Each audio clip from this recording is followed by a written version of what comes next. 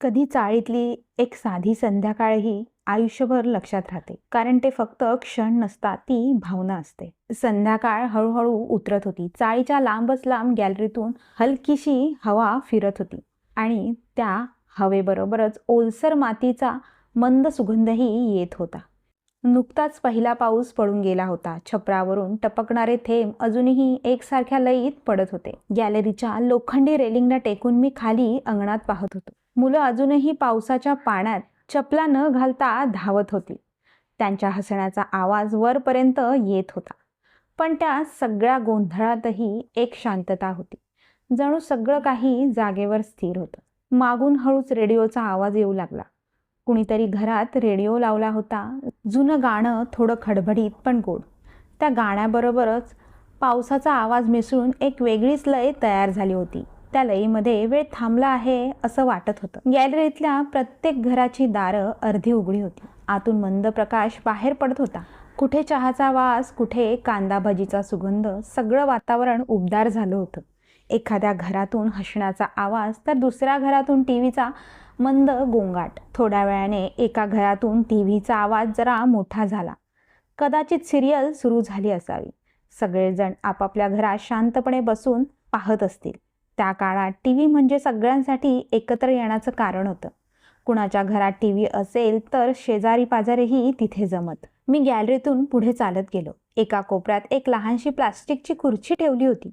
तिथे बसलो आणि पाय रेलिंगवर टेकवले. थंडगार हवा अंगावर येत होती. केस हलकेसे उडत होते. त्या वाऱ्यात एक शांत स्पर्श होता, जणू कुणीतरी अलगद हात फिरवत आहे. खाली अंगणातले दिवे लागले.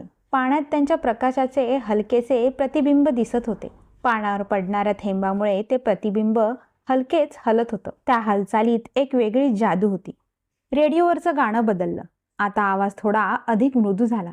त्या गाण्याचे शब्द स्पष्ट ऐकू येत नव्हते, पण त्याची भावना मात्र मनात उतरली होती. काहीतरी जुनं, ओळखीचं आणि हळवं. गॅलरीतून कुणी हळूच चालत गेलं. चपलांचा हलका आवाज आणि पुन्हा शांतता. त्या शांततेत फक्त पावसाचा आवाज आणि दूरवरून येणारा ट्रेनचा मंद गडगडाट. सगळं काही इतकं सहज, इतकं साधं होतं. थोड्या वेळात कुणीतरी माझ्या शेजारी येऊन उभं राहिलं.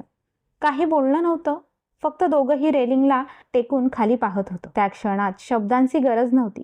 पावसाचा आवाज, रेडिओचं गाणं आणि त्या शांत सहवासात एक वेगळीच ऊब होती. हवा थोडी शांत झाली होती. कुठेतरी दूर वीज चमकली, पण आवाज मात्र आला नाही. त्या प्रकाशाने क्षणभर सगळं उजळून गेलं आणि पुन्हा सगळं शांत. गॅलरीच्या टोकाला कुणीतरी दिवा बंद केला. अंधार जरा वाढला, पण त्या अंधारातही एक समाधान होतं, कारण त्या अंधारातही आवाज होते, ओळखीचे, जवळचे.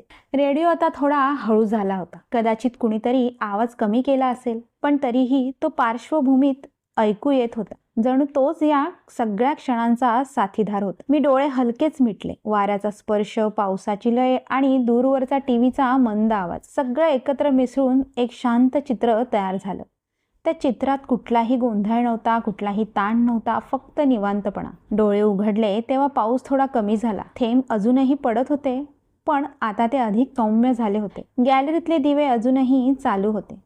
काही घराची दारं बंद झाली होती, तर काही अजूनही अर्धी उघडी होती. त्या सगळ्या साध्या शांत क्षणांमध्ये एक वेगळीच जादू होती.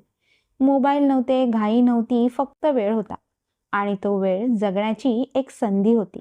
मी पुन्हा एकदा खाली अंगणात पाहिलं. पाण्यातल्या प्रकाशाचे प्रतिबिंब अजूनही हलकेच हलत होते.